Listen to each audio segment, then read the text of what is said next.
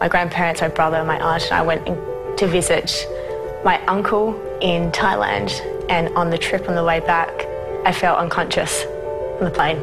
I woke up and there was this young man kind of like really up close to my face, and it turned out he was some like medical intern. I remember him asking if I had any medical conditions, and I said to him, I've got cardiomyopathy, and I just remember him going, I can't say this on camera. I was born with a condition called dilated cardiomyopathy, which basically means the heart muscle is really enlarged and it can't contract properly. So the heart doesn't contract properly, and as a result, like, you're eventually going to heart failure.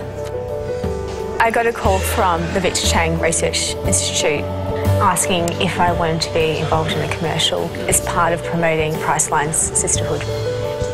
And I said to her, why not? I can't refuse my granddaughter anything, and that's why I came. Yes, we have a very special relationship.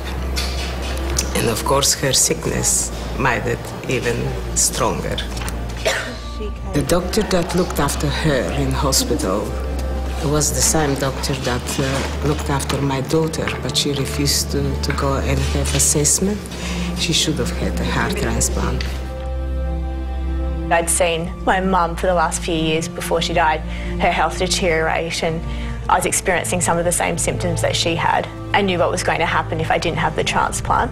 The mother is gone. I'm the mother, she's only 17. I had to quit year 12, my friends got to graduate. As soon as she went to the hospital, they said she's too sick to come home. They assessed me for a transplant, and they put me on the list a week later and told me to wait. I used to take her with a wheelchair every day for exercise because the exercises were good. Good night. Maybe tonight is the night. Hopefully. Maybe I'll get a phone call tonight. 5 weeks and 2 days later, I got a call at midnight.